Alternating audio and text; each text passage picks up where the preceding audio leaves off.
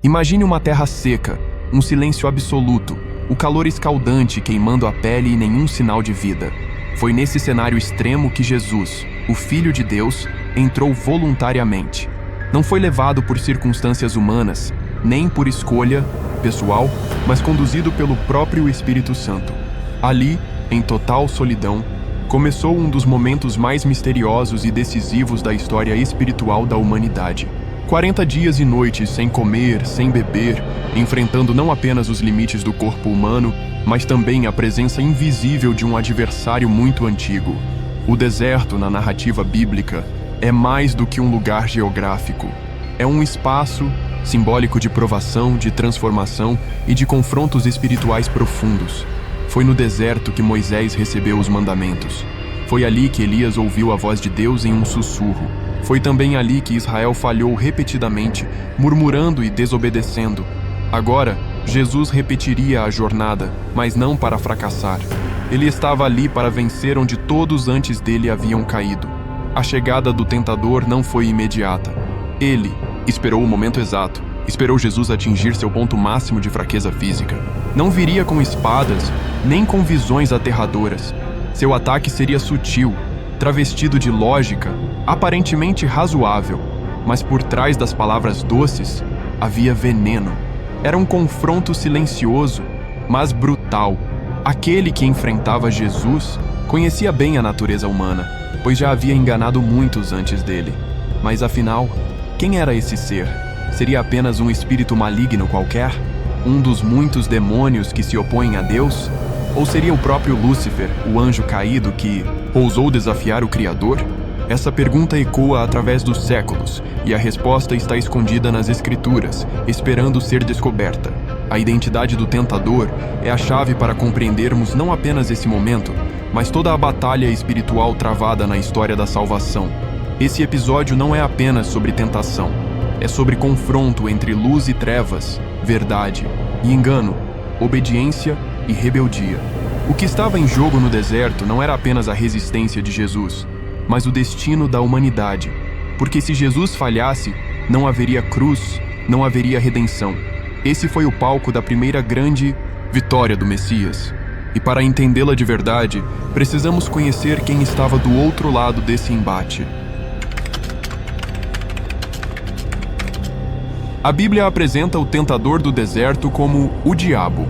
No original grego, diabolos significa acusador, caluniador.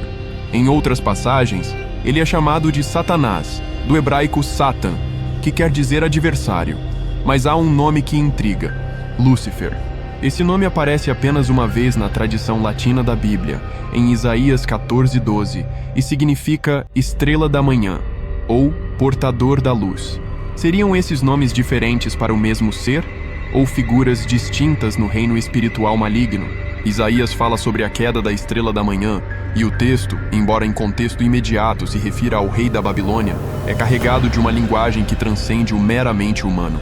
Fala de um ser que tentou subir acima das estrelas de Deus, assentar-se no monte da congregação. Ezequiel também descreve um querubim ungido, perfeito em beleza e sabedoria, que caiu por causa do orgulho. A maioria dos estudiosos cristãos entende que esses textos fazem referência ao momento em que Lúcifer caiu, tornando-se Satanás. Jesus, ao afirmar em Lucas 10:18 que viu Satanás cair do céu como um relâmpago, liga a queda desse ser ao começo da sua oposição ativa contra o plano de Deus. Desde o Éden, ele se manifesta como o enganador, o mentiroso, o que planta dúvidas e desafia a vontade divina. No livro de Jó, vemos Satanás se apresentando diante de Deus para acusar os fiéis. Tudo indica que esse ser que tentou Eva é o mesmo que agora aparece diante de Jesus, com novas estratégias, mas com o mesmo objetivo. Portanto, Lúcifer, Satanás e o Diabo são nomes e títulos diferentes que descrevem um mesmo ser em diferentes momentos e funções. Lúcifer representa o estado original, um anjo glorioso. Satanás, o adversário rebelde. Diabo, o caluniador ativo que opera contra a humanidade. E foi esse mesmo ser que no deserto ousou se levantar contra o próprio Filho de Deus. Um confronto entre o mais alto representante do mal e o próprio Deus encarnado. Esse entendimento é fundamental para compreendermos a profundidade da tentação. Não se tratava apenas de um teste pessoal para Jesus, mas de uma tentativa desesperada do próprio inimigo de frustrar o plano da redenção. Era uma investida do acusador, que, conhecendo as Escrituras e o plano divino, buscava com astúcia desviar o Messias do caminho da cruz. A identidade do tentador, portanto, revela a dimensão espiritual e cósmica dessa batalha. A primeira investida do diabo foi contra a necessidade mais básica de qualquer ser humano, a fome. Após 40 dias e noites de jejum, Jesus estava no limite físico. Seu corpo clamava por sustento, e foi nesse exato ponto de fraqueza que o inimigo se manifestou. Ele não chegou com gritos ou visões aterradoras, mas com palavras. Palavras sutis, disfarçadas de preocupação.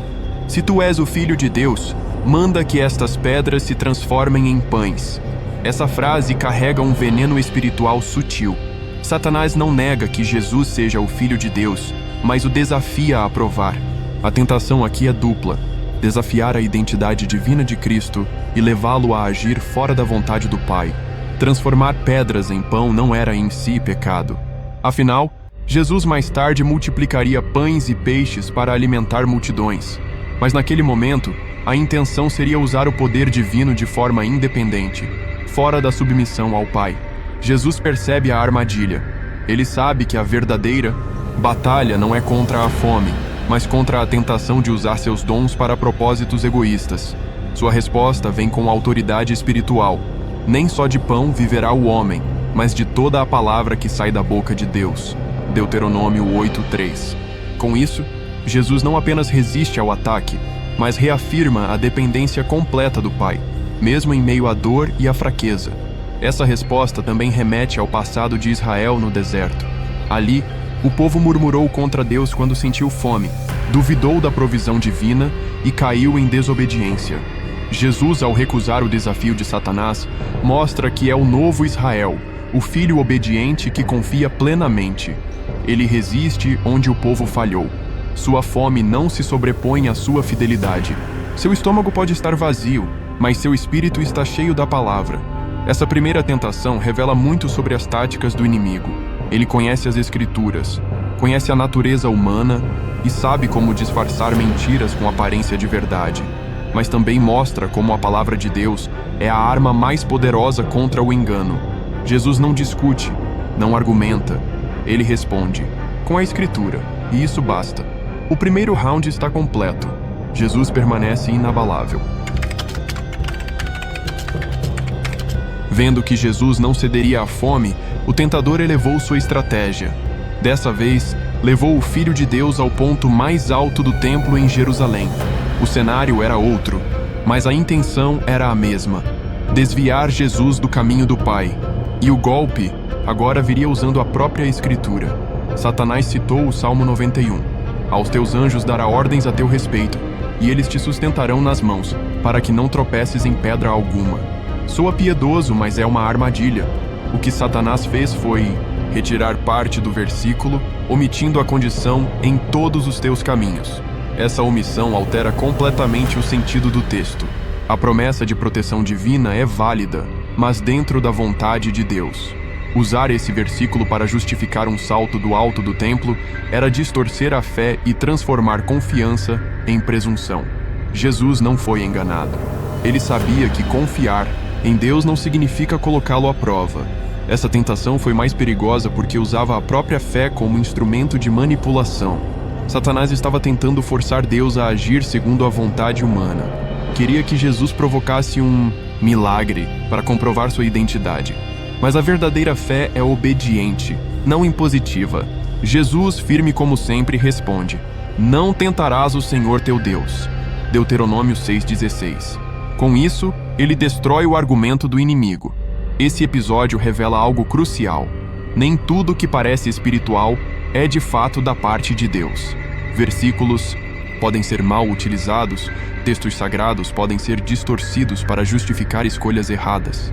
O diabo é um mestre em torcer verdades para alimentar ilusões. A resposta de Jesus mostra que a interpretação correta das Escrituras exige discernimento e submissão. A segunda tentação falha. Jesus não se deixa levar pelo orgulho espiritual. Ele recusa o caminho fácil, a exibição de poder. A verdadeira glória viria, mas através da cruz, não de um salto teatral. Mais uma vez, o filho permanece fiel, e o tentador se vê frustrado. Mas ainda resta uma última cartada: oferecer o mundo inteiro. E é exatamente isso que ele tentará a seguir. Depois de falhar ao atacar a fome e a fé de Jesus, o inimigo decide jogar sua última e mais ousada cartada. Leva Jesus a um monte muito alto e, diante dele, apresenta uma visão espetacular. Todos os reinos do mundo, com sua glória, riquezas e poder. É uma oferta tentadora.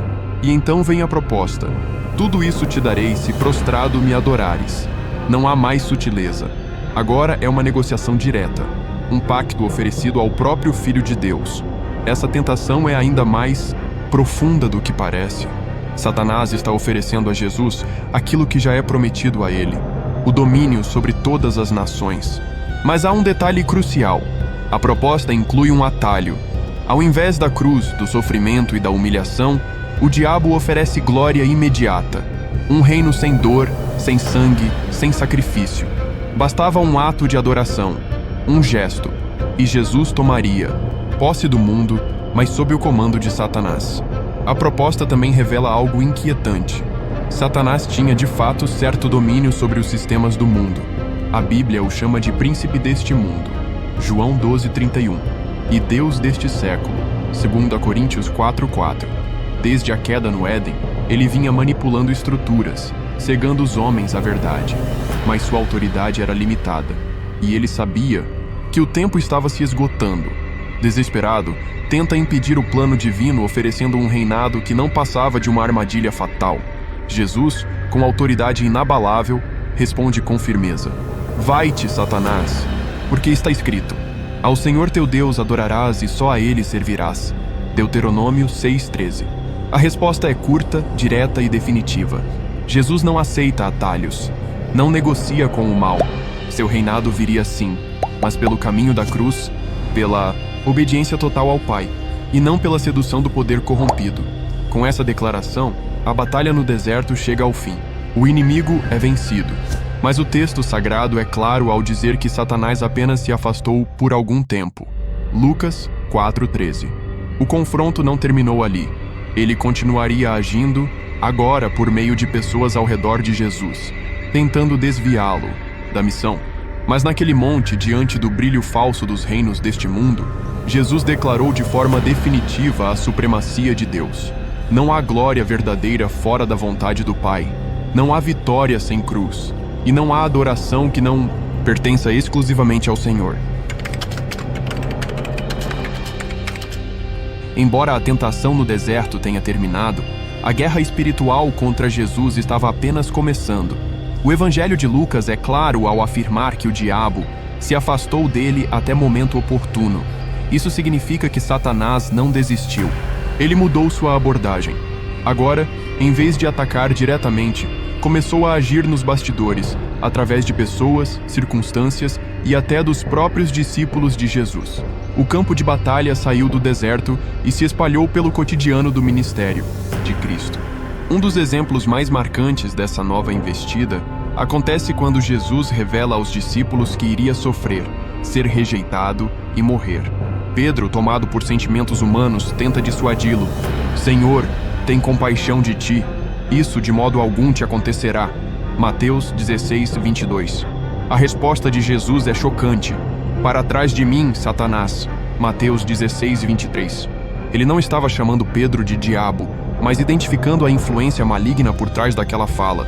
Era mais uma tentativa do inimigo de afastá-lo da cruz. Esse padrão se repete ao longo do ministério. Líderes religiosos endurecem seus corações. Multidões oscilam entre aclamação e rejeição. E por fim, o próprio Judas Iscariotes se torna instrumento direto do mal. Em Lucas 22:3, lemos: entrou, porém, Satanás em Judas, por sobrenome Iscariotes. A guerra espiritual atinge seu clímax quando o traidor se levanta da ceia e dá início ao plano que levaria Jesus à crucificação. O inimigo, em sua cegueira, acreditava estar vencendo. Mas o que ele não sabia era que tudo fazia parte do plano divino. A cruz, que parecia derrota, era na verdade o trono de vitória. A morte seria vencida pela ressurreição. O pecado seria destruído pelo sacrifício. Satanás estava sendo derrotado não pela força, mas pelo amor, pela obediência e pela entrega total do Filho de Deus. Cada tentativa de desvio foi enfrentada e vencida. Jesus não caiu em nenhum laço. Permaneceu firme até o fim. O que começou no deserto foi apenas a abertura de uma batalha que ecoaria pela eternidade. Jesus desmascarou as estratégias do inimigo, expôs suas intenções e mostrou que é possível resistir ao mal com fé e obediência. A guerra invisível continuaria até o último suspiro na cruz, e seria ali, naquele madeiro, que o golpe final seria desferido. Mas antes disso, havia ainda um momento decisivo que mudaria para sempre: o destino da humanidade. A cruz parecia o fim. Aos olhos humanos, era a humilhação definitiva. Jesus sangrando, coroado de espinhos, carregando um madeiro pelas ruas de Jerusalém, enquanto era zombado pela multidão. O diabo, em sua cegueira espiritual, acreditava que havia vencido. Ele conseguira usar o sistema religioso, a política, a traição e a violência para conduzir o Filho de Deus até a morte. Mas o que parecia ser uma vitória do inferno era, na verdade, a sua sentença de derrota eterna. Na cruz, Jesus declarou: "Está consumado." João 19:30. Essas palavras não foram um suspiro de rendição, mas um brado de conquista. O preço do pecado havia sido pago. O véu do templo se rasgou, o acesso ao Pai foi restaurado e o poder da morte foi quebrado. Naquele momento, a autoridade que o inimigo usurpava sobre a humanidade começou a ruir. Satanás foi despojado, sua máscara foi arrancada. O cordeiro que foi morto se tornou o leão que venceu. O apóstolo Paulo descreve essa cena espiritual com clareza. Despojando os principados e potestades, os expôs publicamente e deles triunfou na cruz. Colossenses 2:15. A linguagem aqui é de um desfile militar, onde o inimigo derrotado é levado em exposição. A cruz, símbolo de vergonha, se tornou estandarte de glória. Jesus, que foi tentado no deserto, agora reina sobre céus e terra. E o diabo, que tentou desviá-lo do caminho, não conseguiu impedir o plano de redenção. Mas a história não. Termina na cruz. 3 dias depois, Jesus ressuscita, vencendo a morte. Ele aparece aos discípulos, reafirma sua missão e declara: "Foi-me dada toda a autoridade no céu e na terra." Mateus 28:18. Aquele que venceu no deserto e triunfou na cruz, agora envia seus seguidores ao mundo com essa mesma autoridade. O inferno não prevaleceu, a mentira foi exposta, e o caminho para Deus está aberto. A derrota de Satanás não significa que ele tenha desaparecido. Ele ainda atua, tenta, engana, mas agora está derrotado. Sua sentença já foi proclamada, seu destino está selado. O lago de fogo o aguarda. Apocalipse 20:10. O que começou com uma tentativa de enganar Jesus com pão, glória e poder, terminou com o próprio Filho de Deus esmagando a cabeça da serpente com o calcanhar ensanguentado da cruz. E essa vitória eterna está disponível a todos que creem. A história da tentação de Jesus não é apenas uma revelação teológica, ela é um manual de resistência espiritual. O mesmo inimigo que tentou o Messias continua agindo nos dias de hoje.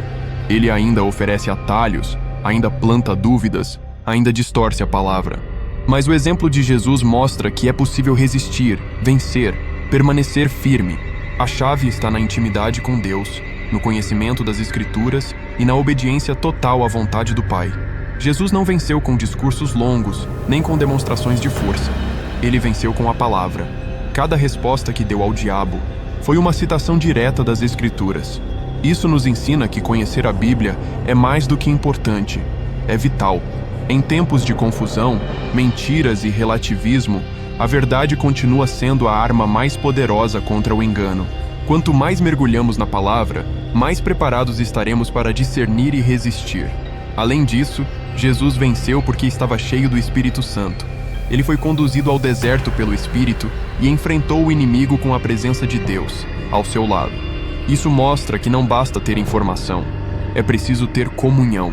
A vida de oração, a dependência diária de Deus e a busca por santidade são escudos contra as investidas do mal.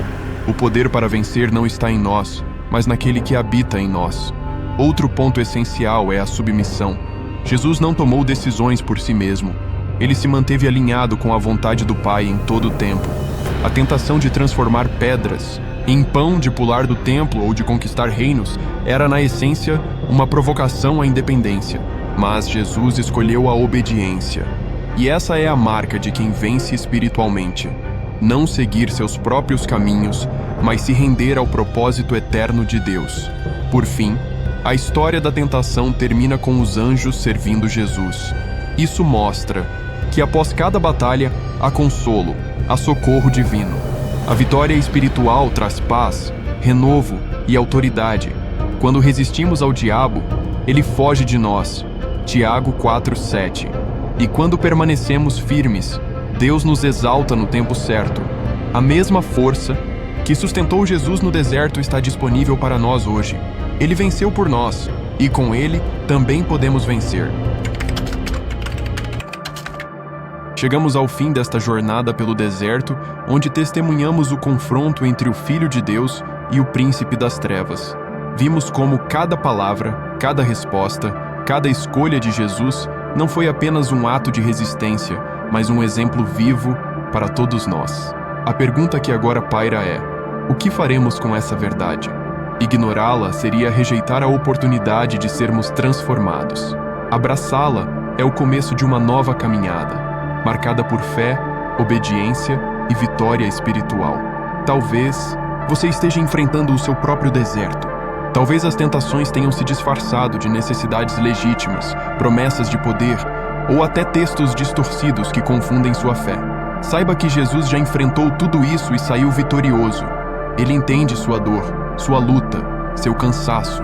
E mais do que isso, ele venceu por você. A cruz não foi em vão. O sangue derramado tem poder para libertar, curar e renovar. Mas é preciso decidir. É preciso dar um passo. Se você sente que se afastou, que perdeu o foco, que caiu em armadilhas do inimigo, este é o momento de retornar. A voz do Salvador ainda ecoa: Vinde a mim, todos os que estáis cansados e sobrecarregados, e eu vos aliviarei. Mateus 11:28. Ele está de braços abertos, não para te condenar, mas para te restaurar. Não importa o quão longe você foi, o caminho de volta começa com uma simples entrega de coração. E essa entrega pode acontecer agora mesmo.